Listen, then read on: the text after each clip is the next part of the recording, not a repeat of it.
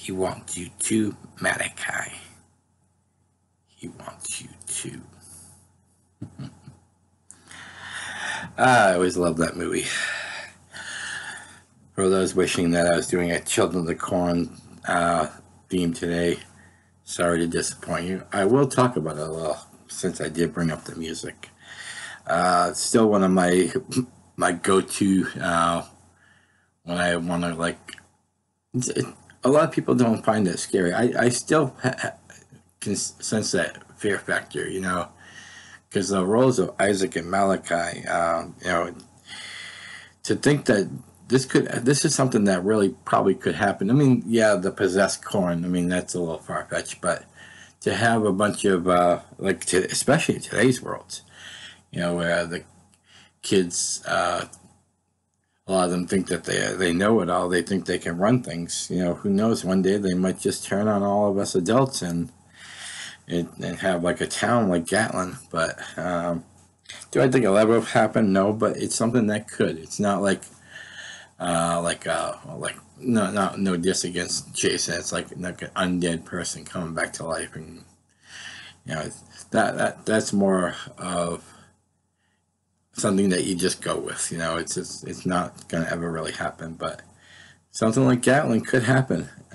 Like I said, the possessed cornfield, the he who walks behind the rose. Yeah, that's a little stretch, but you know, a cult run by someone that basically changes the whole Bible, and there's no adults allowed. With today's world, you never know. Anyways, today's episode, it's not really just it's just about having fun today. You know, I actually just was messaging my friend Jimmy and tell him that I have decided to delve into the world of horror writing. So that's exciting. I don't want to give away too much right now. It's basically just going to be basically cult murders is what I'm going for right now. And just basically starts off in a small town like most horror movies do and horror books. And that's all I can tell you right now. I can't even tell you the name of the book because, you know, I may change it. I mean, I like the name I got, but I'm sorry I have to be so vague right now. But it's just let you guys know that I have decided to try my hand at writing. A lot of people say I have the mind for it. Who knows? You know, I've never been one to see stuff like that. You know, am I an ambitious person? Yes, but as far as creativity, we'll see. We'll see this. We'll see where this book goes, and hopefully one day, you right there will be buying it from me. So I'm gonna try to be the next Stephen King. Except I'm not gonna be Stephen King because I'm gonna be Rob Mahoney. I'm gonna be the first Rob Mahoney. I'll have to check to see if there's any other Rob Mahoney's horror book writers. Well, if there are, then I'll have to use my middle initial or. By the way, for people who don't know my middle initial, it's P. So, what else can I talk about today? Because it's like I said, this is an impromptu my horror life. So, Halloween's coming up. It's almost the end of September, and you know what that means? Halloween. Now, what are the chances of us actually getting a Halloween? Not very good because they're canceling everything. But I don't see why not. You know, we wear masks. I mean, all they have to do is leave have someone sit at the door, have the tray of candy, have the kids walk up to the tray, not up to the person. Tell them you take 2 or 3, and then you can still have Halloween. And yeah, I know some of those masks have the holes in them, but you could probably wear a mask underneath, and but the chances of an actual trick-or-treaters is probably slim to none. And I hate to be a Debbie Downer about that, because this is my favorite time of the year. This is when I excel. So, I like my Rocky hat.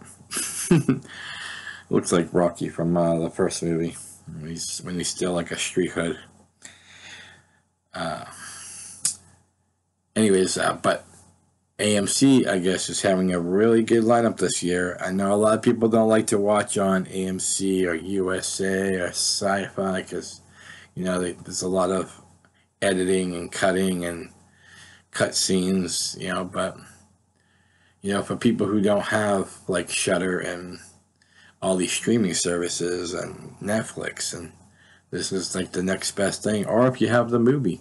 If you have the movie, just make your own Fear Fest, but yeah, just go check up on AMC.com, and there's a great list of a lot of great movies they got this year. So it's good to see they're gonna do a mix of old and new, because I'm a big Conjuring person. They are playing The Conjuring, so I know some people don't like The Conjuring, but I like that pretty much all the whole shebang so far. I like Conjuring 1 and 2. I haven't seen the last Annabelle yet. I liked the first two. I liked The Nun. A lot of people didn't like The Nun, but I really found it intriguing, and I found that the oddest part was the ending, when you find out that the guy who basically ends up possessed was the same guy at the beginning of the Conjuring when they were watching the video at the college. It's the same guy.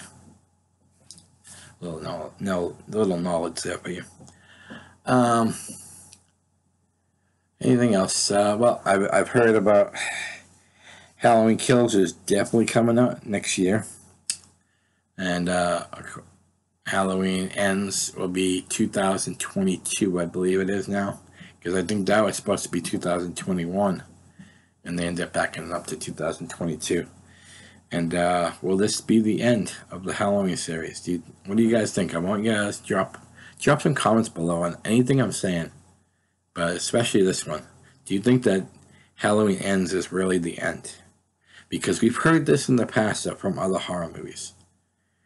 The final Friday. The final chapter, yeah. And then Jason Goes to Hell, the final Friday. So twice we've been told it was the final, and it wasn't. And then, there was supposed to be the Dream Warriors was supposed to be the end. And then, part 4 ends with Kristen, handing off her powers and bringing Alice into the picture. So there's how sweet, fresh meat. So we've been told this before, the final this, the final that, and it never really pans off, does it? No. So my personal opinion, I think there's going to be another Halloween. It just won't have Jamie Lee in it. I would love to see them revise the old series, pick up from part 6, but there's so many different timelines now with the Halloween series. Think about it. You got the original 1, 2, 4, 5, 6. And then you have the 3, the standalone by itself. Then you have the Rob Zombie's ones, his 1 and 2. Then you have Jamie Lee Curtis coming back for 8, so it's 1, 2, 8, and 9, because she dies in Resurrection. And then she kills everything except for the first one, and that was this one, the new Halloween, the Halloween 2018, Halloween Kills and Halloween Ends. So that's like 5 timelines? And so yeah, maybe bringing back part 6 timeline might be a bad idea. Maybe they should just continue with, like, whoever survives Halloween Ends, because I think Laurie Strode's gonna finally die. That's my prediction in 3. But I think she's gonna take Michael with her. I think that's how it, like, when I was having the discussion on a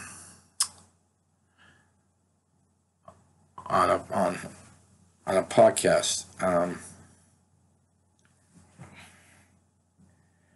and we were talking about the ending of Halloween 8, H2O, and how, Michael, that was the perfect ending. It wasn't a perfect film, but it was the perfect ending to Michael Myers. And they just fucked it up with Resurrection, and I don't even want to get into Resurrection because there's not enough swear words I can use for that movie. I know there's fans up there. I just don't get it. That they had the perfect ending with 8. And I'm not mad that Rob Zombie tried to recreate it. I found some good parts about his interpretation of the first one. I think the backstory was a little long, but because it took away from the rest of the movie. But I liked Taylor Scott Compton. I thought she was good. And it was good to see Danielle Harris back. And Tyler Mane was a beast. So I can't hate on Tyler. That guy was incredible. And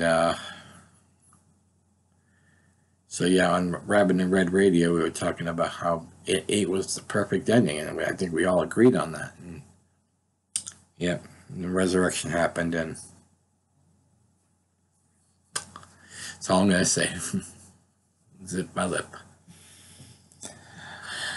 But I want to give a couple shout outs. I'm going to give a shout out to my friend aprillove. April is an aspiring actress. She's done a few things right now, and she's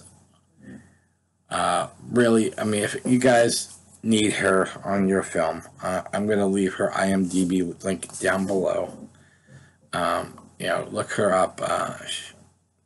She's a woman of many talents, and I think that you'll find her to be a perfectionist when it comes to her work. So if you need somebody who's, stunning, seductive, maybe a little devious, she can play them all. So hit her up. And I also want to give a shout out to my buddy Robert Bess. Robert is a very inspiring guy. I read a lot of his posts, and he's very uplifting, and he's all for the community, and that we need more people like Robert Bess. aprillove and Robert Bess. I'm going to leave their links in the description down below. And if you guys need these, either one of them, I highly recommend both, because both very professional, and it's about the movie first, and so. On that note, I'm going to leave you with a little love music.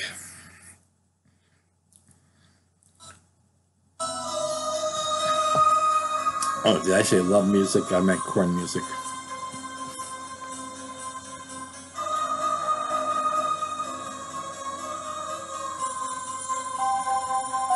And remember, don't piss off he who walks behind the rose.